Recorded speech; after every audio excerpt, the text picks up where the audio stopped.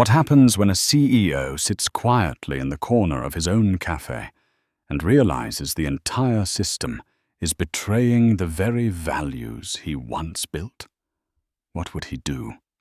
The windshield was fogged with condensation, and fine streaks of rain fell steadily as if the sky itself was hesitant to reveal something. A charcoal grey pickup truck rolled to a quiet stop in front of the worn-out sign of Maple and Hearth, branch number 4. The warm amber light spilling out from inside offered its usual welcoming glow. But today, for Elias Munro, it wasn't enough to mask what felt off. At 54, Elias, founder and CEO of a restaurant chain spanning 8 states, sat motionless behind the wheel. On the passenger seat, a slightly burnt sandwich from a convenience store still held its warmth, but it wasn't meant for breakfast. And the name tag clipped to his flannel jacket that read Walter Simmons wasn't his. Elias hadn't come here to eat, and certainly not to be recognized. He came to quietly face the truth, not through reports or the polished praise of upper management, but through the steam of coffee and the clinking of spoons in the early morning rush. On paper, branch number 4 remained a bright spot in the system, holding solid revenue and surpassing its last quarterly targets. But the turnover rate was at 36%, double the company's average. Internal surveys showed no clear reasons, just blank answer boxes and vague, sanitized comments. Elias knew exactly what that meant. Fear had replaced honest voices. From inside the truck, he watched as the morning crew readied the space. Something in their rhythm felt off. There was no urgency, no energy. Only the mechanical movements of bodies going through the motions, void of light in their eyes. Elias had once told his leadership team, "If you want to know how well a restaurant is run, don't ask the manager. Watch how the staff pours coffee at 7 a.m. Today, he would put that belief to the test himself. He opened the door, pulled the brim of his cap low, and stepped into the misty chill with the limp of a man who'd spent most of his life behind the wheel. No one noticed him. No gaze lingered for too long. Only the familiar chime of the door signaled the arrival of a new customer. Inside, Elias didn't head straight for the counter. He chose a table tucked into the corner, a seat that offered full view of the main room without drawing attention. Beside him was an old mirror with a cracked edge, reflecting the image of a solitary man with quiet eyes. There was no butter or jam for breakfast today. What he had come to find was the real pulse of a system he had built with his own 2 hands. And sometimes the truth lives in the smallest things. A careless word, a forgotten gesture, or a cup of coffee poured by someone whose name never once made it into the meeting minutes. At exactly 7:09, the cafe's wall clock chimed quietly as a young woman appeared at Elias's table. She carried the tray with both hands, moving briskly, but with the balance of someone well accustomed to the morning rush. A plain black coffee and 2 slices of hot toast were placed gently on the table, as if she feared scratching the time-worn wooden surface. "Black coffee and toast. I added some butter and jam on the side," she said, voice soft but clear, then gave a slight nod. "Hope you enjoy your breakfast, sir." Elias looked up and studied her face, her hair pulled back in a quick tie, shirt sleeves frayed at the seams, a smile shaped by training, but eyes that didn't know how to smile anymore. Not because she didn't want to, but perhaps because she had forgotten how. The name tag, slightly askew on her shirt, read Ava Bennett, in faded ink worn down by long shifts. Elias gave a polite nod in return and offered a casual line. "Busy morning? Bet the breakfast shift gets some decent tips, huh?" It was a harmless question, or so it seemed. But Ava paused for a split second. Her body didn't move, but her eyes flicked, just enough that most people wouldn't catch it. Elias did. He had hired hundreds and let go of more than a few. That tiny moment was as clear to him as a swallowed sob. "Mornings are the worst for tips, especially when you have to share," Ava replied, voice barely louder than the hum of the espresso machine at the counter. Then she turned and walked off without waiting for a reply. Elias raised the coffee cup to his lips, but paused. The signature aroma of maple and hearth coffee was there, yet the flavor was missing. Not because of the beans, but because of the way she had said share, as if it no longer meant fairness, but a system warped beyond recognition. Elias sat back and quietly observed Ava as she moved through the café.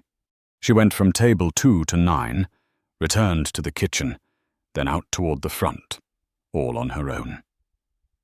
2 male employees in neatly pressed uniforms stood near the POS system, chatting occasionally, not serving food, not wiping tables, not pouring water. Each only handled a few tables, yet curiously, every card payment went through them. Elias furrowed his brow. Injustice doesn't always wear an obvious face. Sometimes it wears the same uniform, shares the same smile, and slowly pushes you out of a system you thought was fair. In that moment, Elias knew he was no longer just a customer. He had returned to his true role, not the CEO with ties and spreadsheets, but the man who had laid the very first bricks of a restaurant chain on 2 founding principles: serve with dignity and share with fairness. And he had just heard the first crack in that second principle, not shouted, not written in reports, but whispered by a girl named Ava in a voice quiet enough to be ignored, yet real enough to make him sit up straight. A fresh burger had just come out of the kitchen, still steaming. Ava took the tray, deftly avoiding a male coworker crossing her path, then quickly made her way to table 7. Elias glanced over and caught the name Ryan D. printed boldly on the pristine name tag of the young man. Crisp uniform, neatly gelled hair, not a single trace of having worked a busy shift. Ryan stood by the POS terminal, pretending to glance at the screen before folding his arms and turning to chat with another coworker, Craig. They handled one task and one task only: swiping cards. Any table requesting to pay, regardless of who was serving it, they showed up right on cue, executed the transaction swiftly, then returned to their post as if that were the only duty assigned to them. Elias raised an eyebrow. If this was coincidence, it was one too suspicious to ignore. But if it wasn't, then Ava, the one single-handedly juggling nearly the entire floor, not touching the POS terminal, was something that begged for an explanation. As Ava passed his table to clear a used plate, Elias spoke softly, just enough that no one else could hear. "Why don't you run the card yourself? You have the right, don't you?" She paused, glanced around reflexively, then replied, almost in a whisper, "I don't have access. The POS permissions are split by group. I'm morning support. That means I can't receive digital tips. I'm only allowed to run food, not touch the terminal." She lowered her head slightly, almost apologetically, then walked away quickly. Elias remained still, his hand resting on a coffee cup now gone cold. Since when had the system he had personally built, one founded on transparency and fair sharing, become a labyrinth of permissions where someone like Ava could only watch from outside the gate? The term support group sounded like a temporary role, but in reality it was a calculated mechanism of exclusion, a system not documented, not listed on payroll, not written in reports, just embedded in silent decisions about who gets access and who gets erased. Elias looked toward the counter. Rick, the branch manager, was laughing loudly with a regular customer, one hand in his pocket, exuding a confidence that bordered on arrogance. The Manager of the Month plaque behind him glinted under the neon light from the front window. Ava never once looked in that direction, but Elias saw her from afar, still clearing tables, still bending down, still offering soft smiles, even as every digital tip silently flowed elsewhere. And in that moment, he knew for certain. What was happening here wasn't a minor oversight in operations. It was a deliberate fracture, a systemically engineered manipulation. And if that girl had accepted invisibility in every shift she worked, Elias would not let her continue to be erased from the picture she rightfully belonged in. There was no doubt left. He needed the truth, not from reports, but from that very POS terminal. And the anonymous game had just reached the moment it needed to be unmasked. The morning rush was in full swing. Customers came and went in a steady stream. The espresso machine hissed in sharp bursts, blending with order calls, polite laughter, and hurried footsteps. But amid all the noise, Elias focused solely on Ava's every step. Each time she passed by, he saw another link in the chain being slowly crushed within a system that was meant to serve, not suppress. Just as Ava bent down to clear the table by the window, Elias rose and walked toward her. He said nothing, only tilted his head slightly, his eyes sending a quiet signal she instantly understood. Ava hesitated for a moment, then unexpectedly pulled a soft notebook from her apron pocket, its spine worn, the pages slightly crumpled as if they had been flipped through too many times. She handed it to him quickly and walked away as though the exchange had never happened. Elias opened the notebook beneath his table. The handwriting was neat and rounded, dates carefully recorded, each shift logged with the tables she served, total check amounts, the tip amount shown on the POS EO, and the actual amount received, written in red ink. Some days showed losses of up to $40, others nearly $60, all disappearing without any visible trace. Each number cut through the polished surface of the internal reports he once trusted. This was not a complaint, not a demand. This was evidence from someone who had stayed silent too long and had no choice left but to write it down to remind herself she was not imagining the injustice. Elias sat still, his hand trembling slightly, not from anger, but from the cold sting of failure. A system could survive revenue drops, it could weather crises, but it could not endure if its best people started to believe no one stood with them. He pulled out a pen, quickly scribbled a line on a sticky note, folded it, and tucked it into the notebook's cover. "Keep documenting. Show no one. Wait for me to come back." He placed the notebook back exactly where it had been, pulled his cold coffee closer to shield his tightened expression, and in his mind, the next step was already taking shape. a full investigation. And if Rick thought he could hide everything behind a polished performance as the perfect manager, he was about to learn the hard way that sometimes it is the supporting characters who change the entire stage. That afternoon, as the rain finally stopped and a faint light began to slip through the grey clouds, Elias left Branch 4 with the demeanour of a man who had seen enough to no longer look away. Sitting in his truck, he didn't start the engine right away. Instead, he dialed a specific number. "Lorraine, I need you to monitor this branch's POS system. Something is being manipulated." His voice was calm and low, not angry, but full of resolve. On the other end, Lorraine Kim, head of internal investigations, didn't ask why. She didn't need more details. She had previously uncovered 3 embezzlement schemes based on nothing more than a suspicious spreadsheet.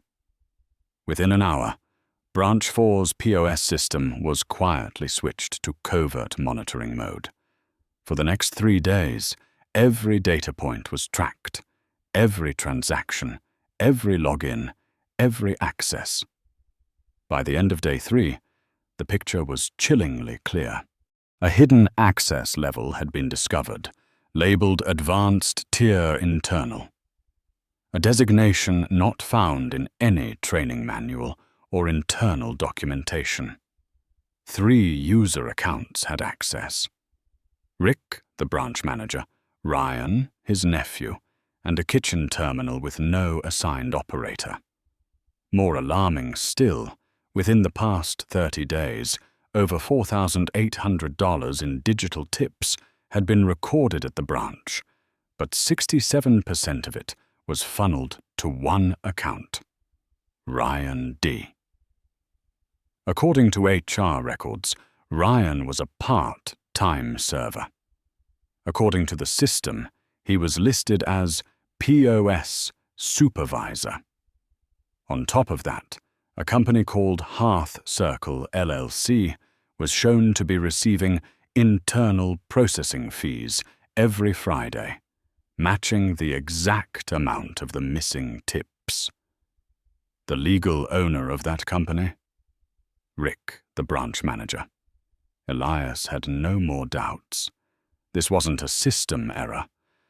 This was a fraudulent network deliberately set up, protected from within, and profiting the right people. And if it weren't for a young woman named Ava, who kept meticulously logging those tiny discrepancies into a worn notebook, the entire operation might have continued rotting from the inside, unnoticed.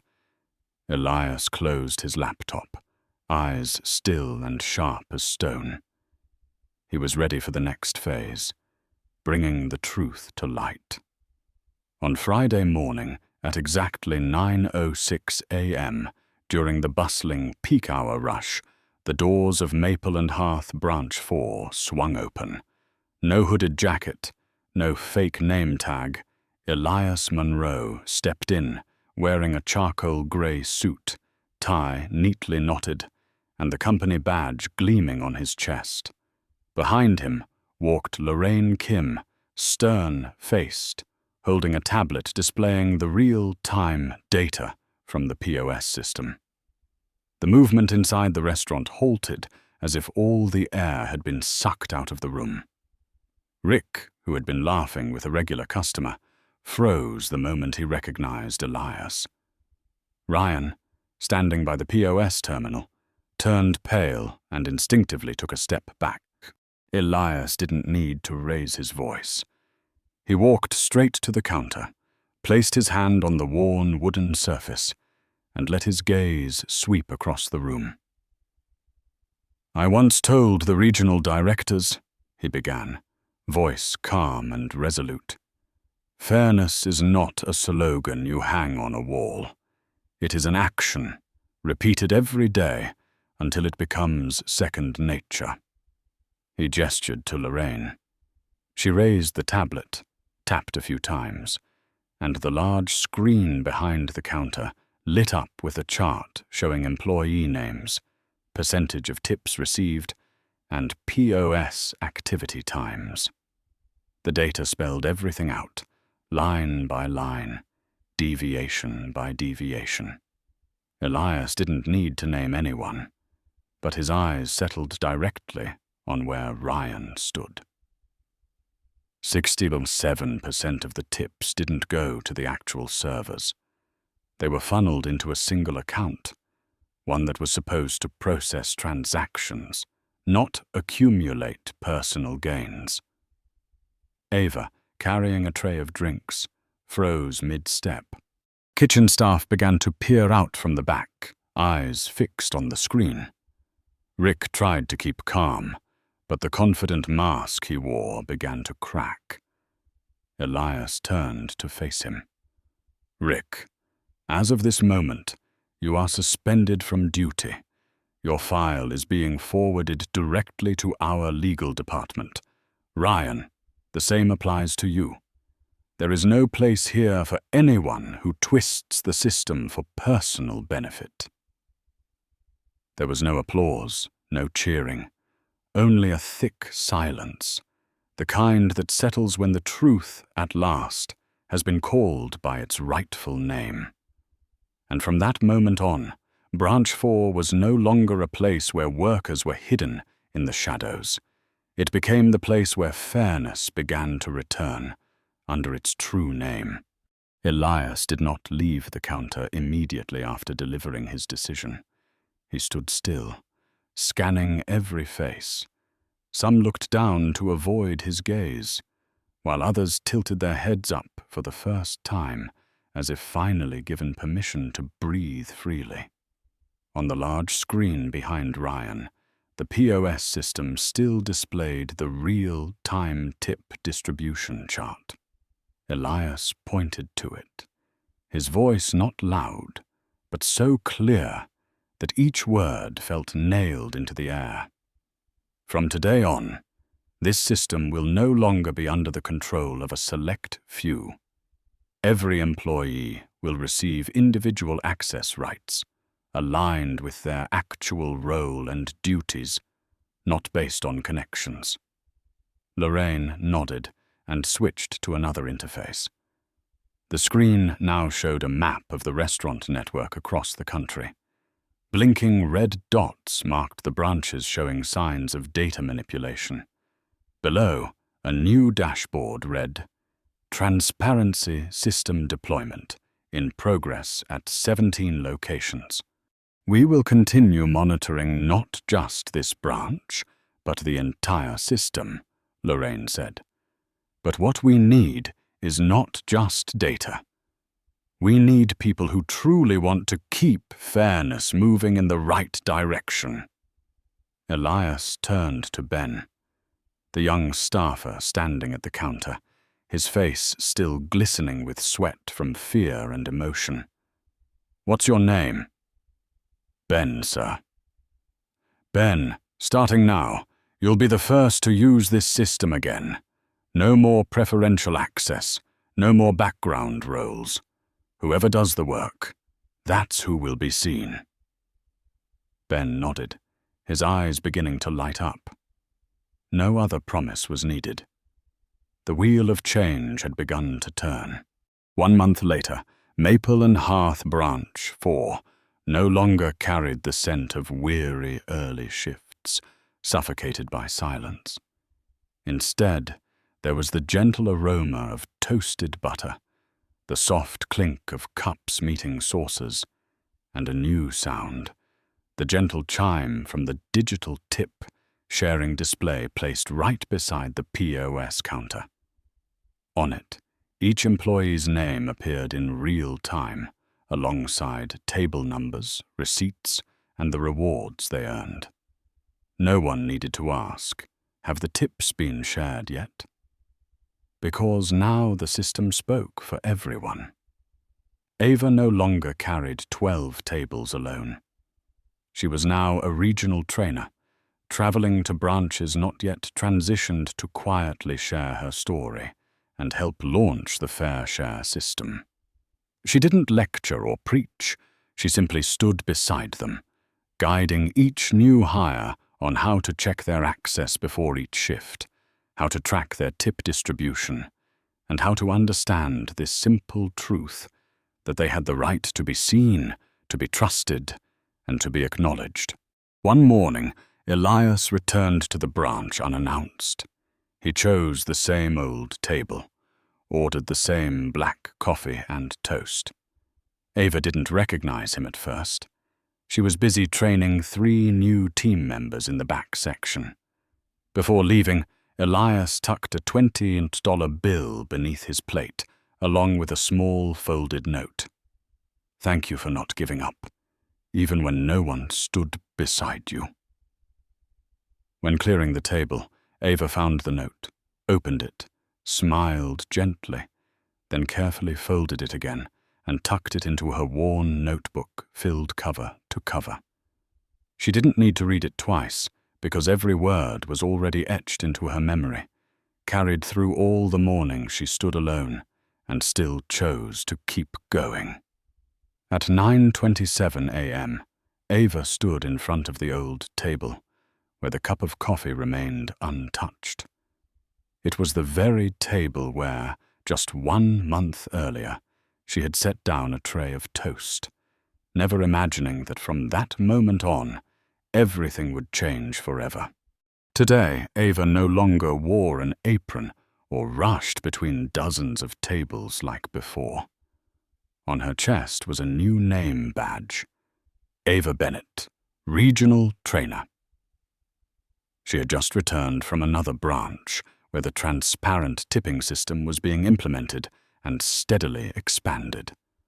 Her name no longer appeared frequently on the digital tip board near the counter, but every time she saw a new employee's name light up, next to a table number, a reward, and a clear verification mark, Ava felt as if she was seeing a version of herself from a month ago, only this time no longer hidden. From branch 42, she received a message. "Ava, I cried when I saw my name on the board for the first time. I used to think I was just a shadow in the system." At branch 17, a former employee returned to work after learning that the new system had been activated. In his rehire form, he wrote a single sentence: "I don't need to be prioritized. I just need to exist properly." And at headquarters, Elias had just received a report showing the company-wide turnover rate had dropped by 18%. But what caught his attention wasn't the number, it was a new metric recently added: the feeling of being seen. It didn't appear on any chart, couldn't be measured in percentages, yet it was visible in every glance. Glances that once dropped in disappointment, now beginning to lift and shine. That afternoon, before heading to the next branch, Ava opened her old notebook, gently tore out the faded pages, folded them neatly, and placed them in an envelope. On the outside she wrote, "To the next person, in case you need to know you weren't imagining the injustice." She left the envelope on the manager's desk and quietly closed the door behind her. She no longer needed to carry proof, because now an entire system had begun to record it for her. And when someone is finally seen the right way, they no longer have to write in silence. In the world of business, transparency does not come from automated systems or flawless reports. It comes from the willingness to listen to the quietest voices, to those who often go unnoticed. If fairness is a core value, then the way we treat those at the very bottom reflects the true nature of the entire organization. If this story has made you believe that every contribution deserves to be seen and acknowledged, please like this video, subscribe to the channel so you won't miss more journeys of change from within, and leave a comment with the phrase, "to be seen." Because sometimes letting just one person be seen is enough to change an entire system.